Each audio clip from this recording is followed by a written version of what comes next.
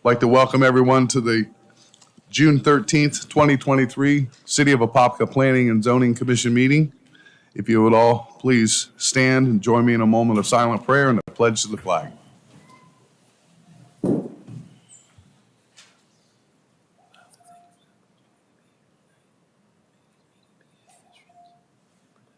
Amen. I pledge allegiance to the flag of the United States of America and to the republic for which it stands, one nation, under God, indivisible, with liberty and justice for all.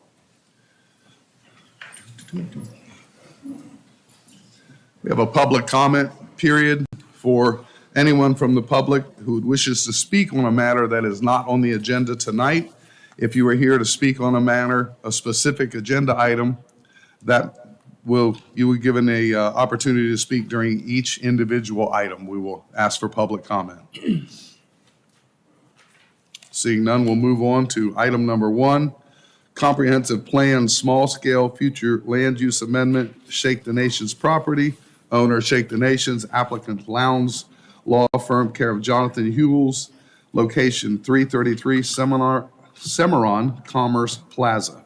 Ms. Sanchez. Jean Sanchez with the Planning and Zoning Division. This is a request to recommend approval of the future land use map amendment for Shake the Nations, changing the designation from industrial to commercial.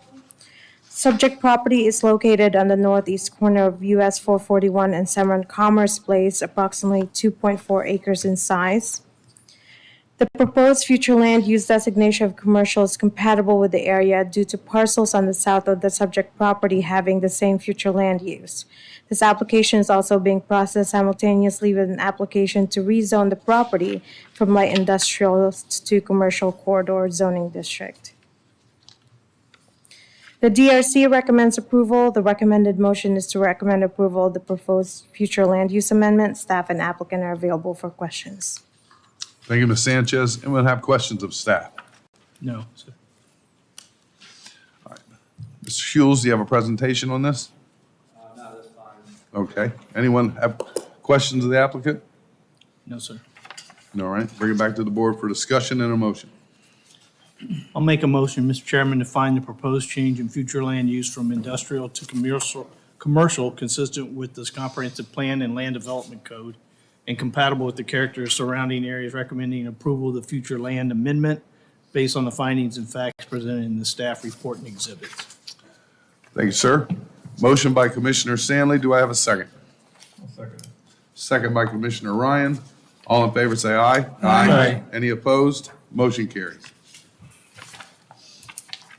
Item number 2, change of zoning, Shake the Nation property, owner Shake the Nations Ministries, Inc., applicant Lowndes Law Firm, care of Jonathan Hewells, location 333 Cimarron Commerce Place, 2.4 acres. Mrs. Sanchez. For the record, Jean Sanchez with the Planning and Zoning Division. This is the companion rezoning item for the previous agenda item in which the applicant is requesting to recommend approval of the change of zoning for Shake the Nations, amending the designation from IL Light Industrial to COR Corridor Commercial. This application is also being processed, as you can see, with the future land use amendment. The northern portions of the property currently have industrial warehouses and uses and an office business center located on the southern adjacent property. The CCOR Corridor Commercial Zoning District is compatible with the proposed zoning as it provides a transition of higher intensity from the industrial uses and zoning districts to the north and to the commercial uses on the south. The applicant intends to operate a conference center at the subject property.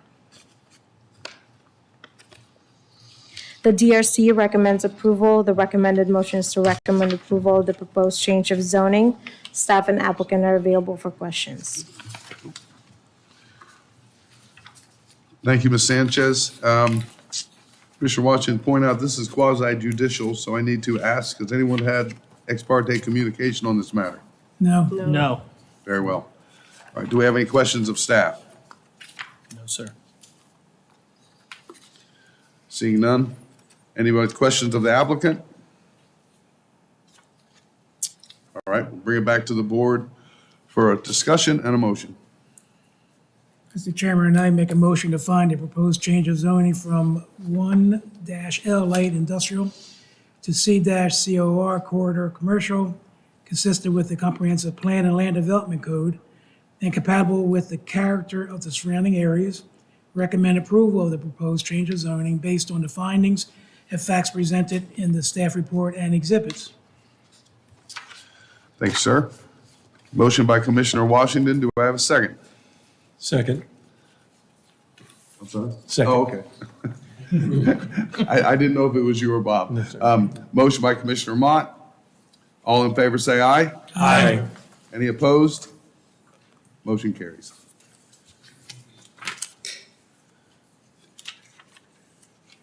Right. Item number 3, comprehensive plan, small-scale future land use amendment. Wild Oaks Golden Gem Properties, owners Hardy Holt Burnett, Hoffman Dana L., Hoffman Carol A., Heck Joyce A., and Brenny Francosis P. Applicants, Lowndes Law Firm, care of Jonathan Hewells. Location, State Road 429, east of Golden Gem Road and north of Capitol Reef Way. Ms. Sanchez. Jean Sanchez with the Planning and Zoning Division. This is a request to recommend approval of the future land use amendment for Wild Oaks Golden Gem property, changing the designation from county rural to mixed use. The subject properties are located west of State Road 429, east of Golden Gem Road, and north of Capitol Reef Way, approximately 44.74 acres in size.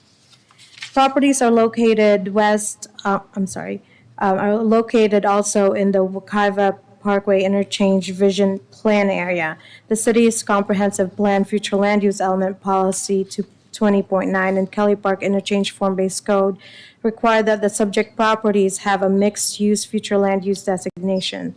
Therefore, the applicant is requesting to amend the said future land use from county rural to mixed use. The applicant also intends to enlarge the previously established Kelly Park crossings, now known as Wild Oaks, by adding the subject properties to the development area. The applicant's request is consistent with the mixed-use future land use designation and overlay district covering the property within the vision plan. The DRC recommends approval. The recommended motion is to recommend approval of the future land use amendment. Staff and applicant are available for questions. Thank you, Ms. Sanchez. Anyone have questions of staff? No, sir. Anyone have questions of the applicant? I do. Okay.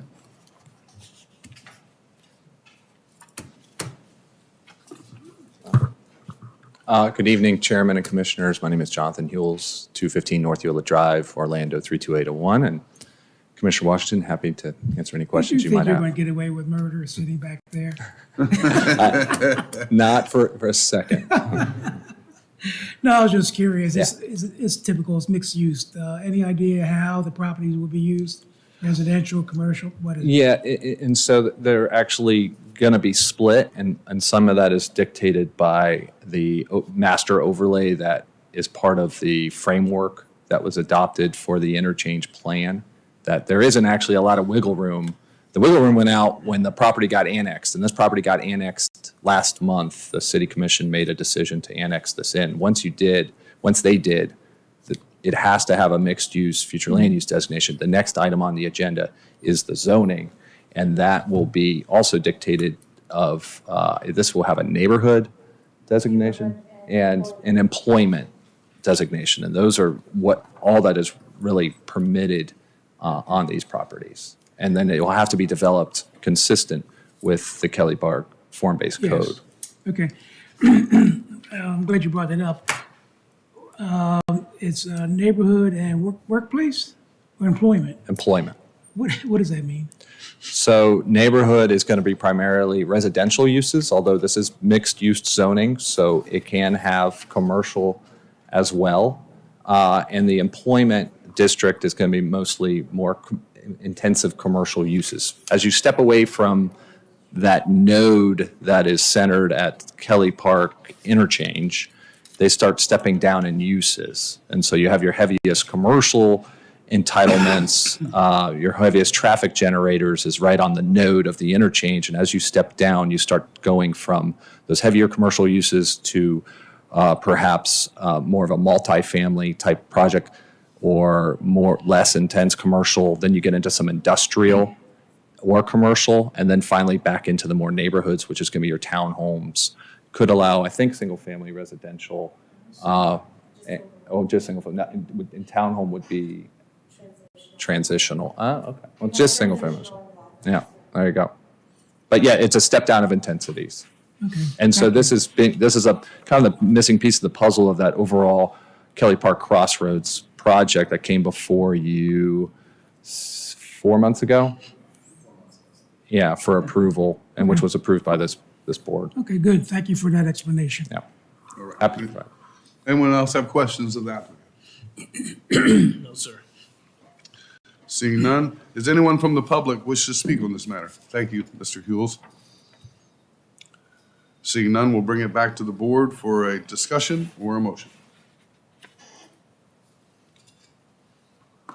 I'll make a motion, Mr. Chairman, to find a proposed change in future land use from county rural to mixed use consistent with the comprehensive plan and land development code and compatible with the character of the surrounding areas, recommending approval of the future land use amendment based on the findings and facts presented in the staff reports and exhibits. Thank you, sir. Motion by Commissioner Stanley. Do I have a second? I'll Second. second. Commissioner Norwood. Second, thank you. All in favor, say aye. Aye. Any opposed? Motion carries.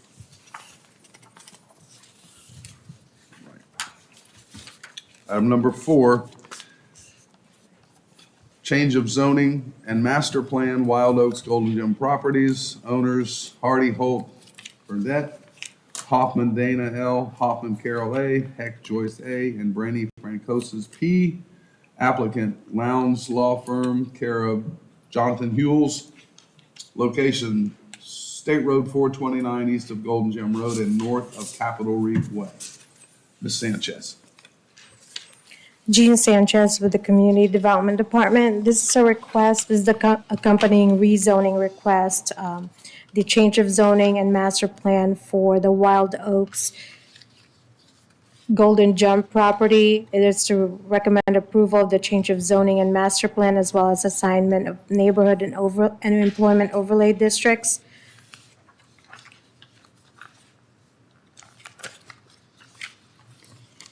On October 19, 2022, City Council adopted the rezoning under ordinance number 2962 and approved its accompanying master plan for Kelly Park Crossings, as I said, now known as Wild Oaks. This applicant is requesting to change the zoning designation of the subject properties from County A1 Citrus Rural Zoning District to KPIMU, Kelly Park Interchange Mixed Use, and assign the neighborhood and employment overlay districts. The applicant intends to add the subject property, approximately 44.74 acres in size, to the Wild Oaks project boundary. The additional land area results in the following revised proposed intensity and density calculations for neighborhood and employment district overlays for Wild Oaks. Neighborhood now has a total of 39.78 acres with a proposed density of 5 dwelling units per acre for a total of 198 units. Employment now has 113.87 acres with a proposed density of 4.4 dwelling units per acre for a total of 500 units, and proposed intensity of 0.5 FAR for a total of about 2.3 square feet of non-residential uses. The master plan also shows approximate access points and connections. However, finite details of specific uses, site layouts, and access points will be provided at the time of the major development plan process, as well as dictated by both the transportation agreement for Wild Oaks and the Kelly Park Road Pioneering Agreement currently being contemplated by staff and the applicant. The DRC recommends approval. The recommended motion is to recommend approval of the change of zoning, master plan, as well as assignment of overlay districts for Wild Oaks Golden Gem properties. Staff and applicant are available for questions. Thank you, Ms. Sanchez. Anyone have questions of staff? No, sir. Anyone have questions of the applicant? Is there anyone here from the public wishes to speak on this matter? Seeing none, I'll bring it back to the board for discussion and a motion.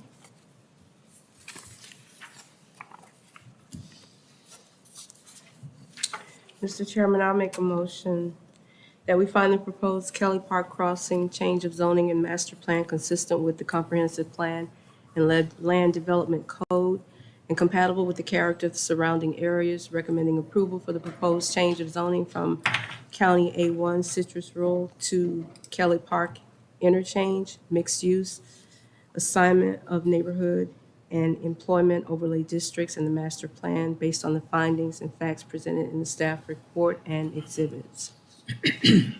Thank you, ma'am. Motion by Commissioner Norwood. Do I have a second? I'll second it. Second by Commissioner Ryan. All in favor, say aye. Aye. Any opposed? Motion carries. Item number 5, change of zoning and master plan, Wild Oaks Freeport property. Owners Freeport Rapids Partner GP, applicant Lowndes Law Firm, care of Jonathan Hewells. Location west of 429, east of Golden Gem Road, and south of Kelly Park Road.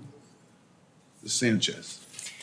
Jean Sanchez with the Planning and Zoning Division. This is a request to recommend approval of the change of zoning, master plan, and assignment of interchange overlay district for Wild Oaks Freeport property.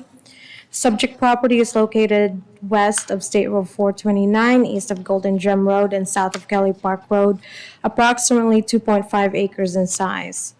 The applicant is requesting to change the zoning designation of the subject property from T Transitional Zoning District to KPI-MU Kelly Park Interchange Mixed Use and Assigned Interchange Overlay District.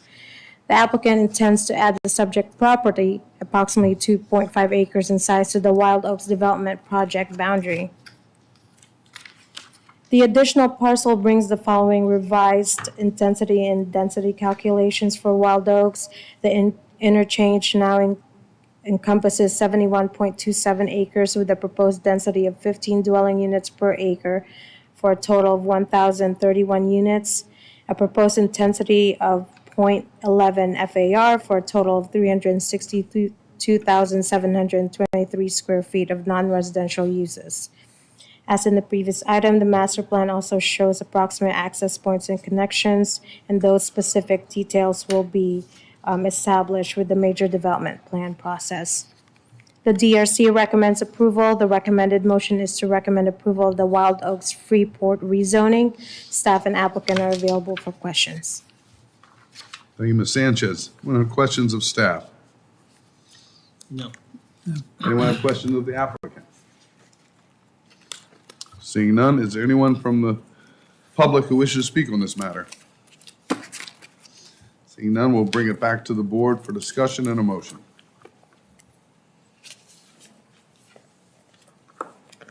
Mr. Chairman, I'll make a motion to find the proposed Kelly Park crossing change of zoning and master plan consistent with the comprehensive plan and land development code and compatible with the character of the surrounding areas, recommending approval of the proposed change of zoning from T transitional to KPI-MU Kelly Park interchange mixed use, assignment of the interchange overlay district and master plan based on the findings and facts presented in the staff report and exhibits. Thank you, sir. Motion by Commissioner Washington. Do I have a second? I'll second. Second by Commissioner Norwood. All in favor, say aye. Aye. Any opposed? Motion carries. All right. Mr. Hitt, do you want to give us an update on the, Yes, sir. Just a real quick one. Last. hang on, wait till Jonathan leaves. I don't want to give him any ideas. Well, this is something you'll want to hear. This has to do with that, the apartment project. He's probably got a copy of it in his briefcase. Yeah. Yeah, so at the May meeting, the planning commission voted 6-1 to recommend denial of the text amendment for the future land use plan amendment for the apartment complex, proposed apartment complex off of Plymouth Sorrento Road, just north of 441. And we usually have briefings for city council members Mondays and Tuesdays beforehand, and between your meeting and the actual meeting that we had last week for city council regarding this item, a couple things came to light. The first one was that it was one of those things that we mentioned here, is that the floor area ratio that's allowed for this property as a commercial property would actually result in a higher traffic count than what it would for the number of apartment complex or apartment units that were proposed for this site. In addition, there's no guarantee, and they probably wouldn't because it wouldn't benefit them that much, that the southwestern entrance at the traffic light just underneath the bridge would not necessarily be something that they would want to pursue. This developer was looking to do that to basically dissipate the number of traffic counts, because it is residential, but a lot of people would probably get on the 429 leading down to the 451 and 414 in order to get into the metro Orlando area or going north. So in addition to that, another thing that came to light is what we're terming Senate Bill 102. And this is an affordable housing bill that was passed and goes into effect July 1st. And basically any commercial property, any industrial property, or any mixed-use property would be allowed the highest density that the city has and the highest height that the city has for any of those properties. So that means 25 dwelling units per acre. There's no requirement for setback information. As was noted in this particular project, they were 244 feet, which is about 4 times farther than I've ever seen for a residential project, from the wall of the residential of the apartment complex to the back wall of the subdivision to the east, which is Plymouth Landing. So if a developer wanted to wait, and I would not be surprised if anybody did in the city, or they're looking for city properties right now, they could come in and build a 25 dwelling units per acre and probably up to about 7 stories on any of these properties. We don't know what's going to end up happening. There is a funding limitation on the sale program from the state for, I believe it's $800 million, which we expect the majority of the affordable housing projects that are going to take advantage of this approval process to be in the larger cities or larger metropolitan planned areas, such as Dade County, Miami, Fort Lauderdale area, Jacksonville itself. I don't know if Tallahassee's going to get something like that, but Naples is another one. They could also get it. The other thing that came to light is that the approval process does not have to go, and is not required, and we cannot make them go through Planning Commission or City Council. It's basically administrative staff approval. So they still have to do landscaping, they still have to do parking, things like that, but basically anything 3 or 4 acres or more could go with a 25 dwelling units per acre in any of those categories. So we don't really know what's going to happen, but I would not be surprised if somebody over the next year or two comes into Apopka and wants to do an affordable housing project that gets approved through certification through the Florida Housing Group. So that's, I think, why the City Council decided to go as in favor of this, to avoid the commercial product that would, again, put more traffic on the road, and also to help avoid and tie in the 19.1 dwelling units per acre, which we're going to also be bringing that back to you for probably a PD plan development, so that it locks in that density also. Mr. Hughes had mentioned that as a suggestion, and staff's going to jump on it, and we think it'll be a good project. Overall, it's a good location for it, next to the 429, good access to the 429 itself, and overall, I think it'll be a good project for the city. Hopefully that helps. If you had watched the meetings or heard that the council basically vetoed what you had voted for, I think those are the main reasons why. It's fairly good justification, at least at this point. We don't get hurt feelings over that happening. Yeah. Can you put your mic in? I can't hear. What was the title of the bill that you mentioned? Senate Bill 102. Bill 102? 102, yeah. Yeah, SB We can 102. send Bobby has put together a very nice summary, and this is going to be presented to City Council next week on June 21st, just as a summary to let council also know what's been approved by our wonderful legislation. Can we get a copy of the document? Yes, we'll send the document, the summary, and also the document itself, so you'll have a Great. copy of that for future reference that you might not ever have to worry about. Hopefully not. Thank you, Mr. Hitt. You're Okay. welcome. Old business. Okay, I have some old business. Very briefly, we've gone back and forth over the roads in the Orange County. I did a little research, did more research actually, into, and I believe the number was, and Jim, you can correct me, we put a little more than $60 million in their coffers for roads and infrastructure through our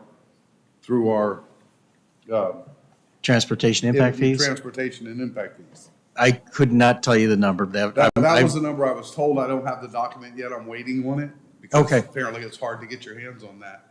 But, so the city of Apopka and our transportation and our taxes, $60 million in.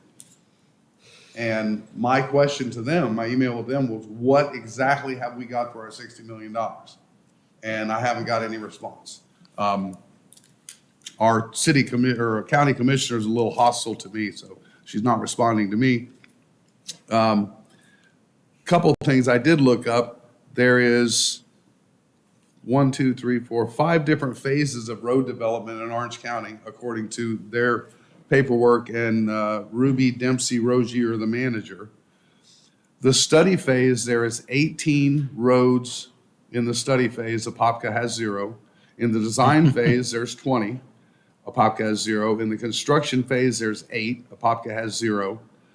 The only listing of a Apopka road, an Orange County road in Apopka, is under other projects. And when you open up the other projects and look at it, it says Apopka Boulevard widening between Sheeler Road and Hiawassee Road. There is no plan date, there is no study date, there is no information whatsoever. It's just under other projects. So of what I looked at, we have, forgive me, my math is slow, 46 road projects going on. We have exactly 0.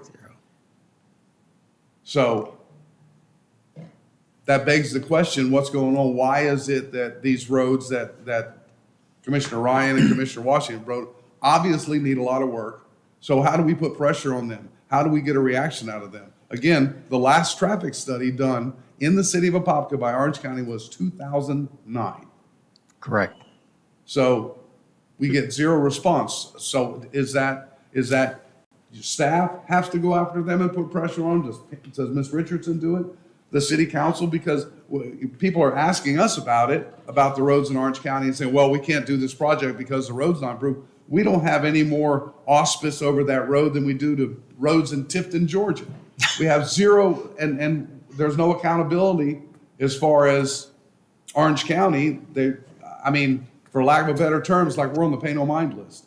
When you look at not Ocoee, but more Winter Garden, Windermere, out to Horizons West, there's 18 road projects going on, not the 429. 18 road projects going on out there that Orange County's spending money on. And we have 0.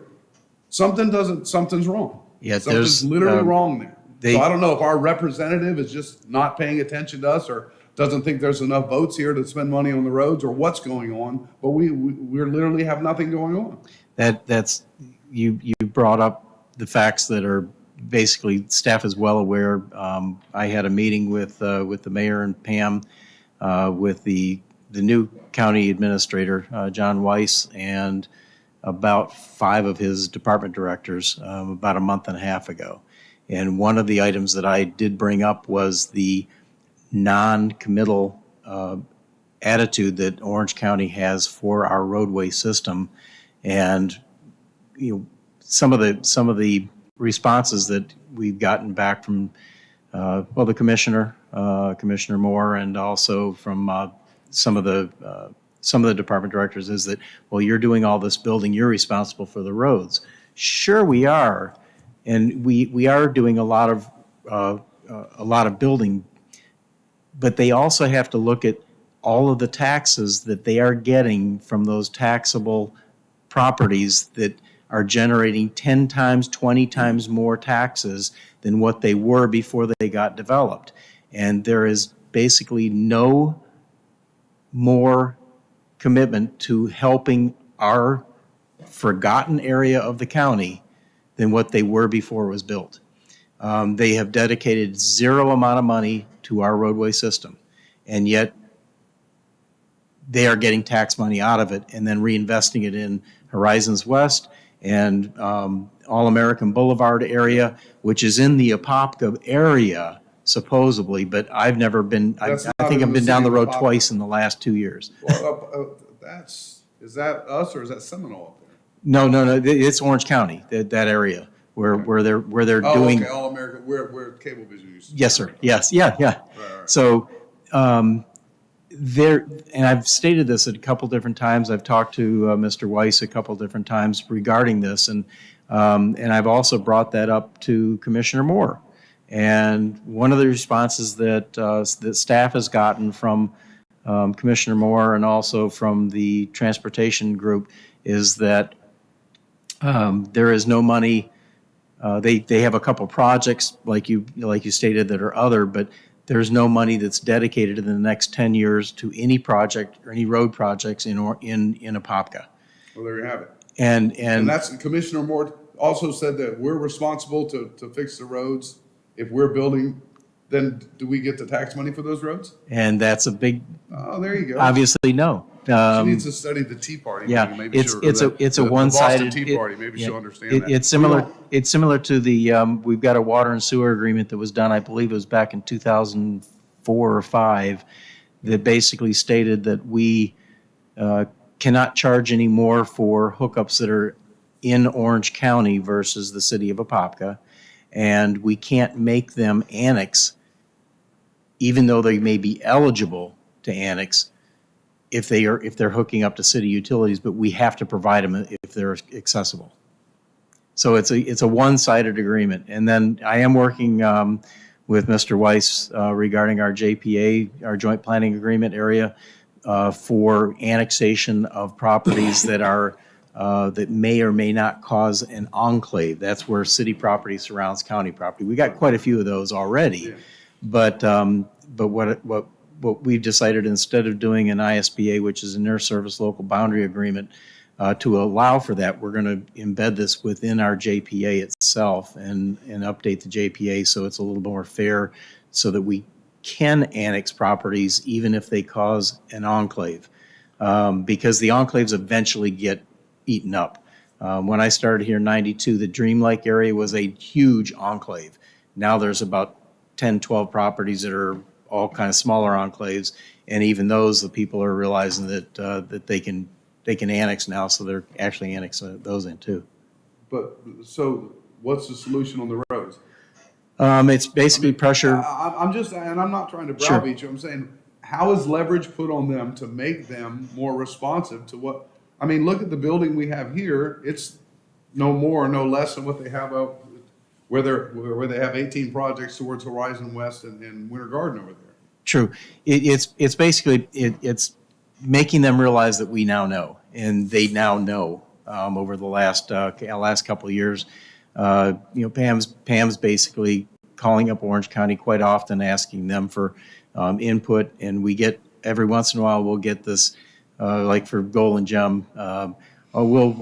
We'll donate $800,000 towards a $8 million project. Right. It's just that does not make sense at all. And where they get some of the numbers, I couldn't tell you, but it's going to be a long process to get the rest of the county commissioners to realize they need to help support their second largest city a little bit more than a lot more than what they are at least at this stage. Well, they're getting roads built in their area. Yeah. Yeah. Okay. It was baffling to me when I read that, and the first of his last report was 2009. That took me aback a little bit, and then reading that the amount of roads that are being done now, and the fact that there are literally none in Apopka. Yeah, and the other part is maybe if the press gets a hold of it and realizes that the second largest city is getting no support, that might help a little bit too. So, well, I mean, It's as a it's planning getting the commission, word I out, can't I do think. that. It's getting the word out and There's nothing we and can going to probably the county commission meetings, and letting them know, hey, we are up here. We've always got, I mean, it's always been fairly, back, like I said, I got here in '92, and it was always kind of combative regarding the forgotten portion of Orange County. And, yeah. Apparently. Okay, well, all right. Thank you, Mr. Hitt. You're welcome, thank you. All right. I've had Good my rant. observation, and I appreciate the extra work. I kept reading it and I thought, okay, well, maybe one of these roads I'm missing something. No, I'm not. No, I you didn't miss a thing. All right, do we have any new business? Seeing none? This guy, this got shiny. What does it say? Howard J. Washington, Oak Ridge HOA President. No, I'm using this one. Meeting adjourned.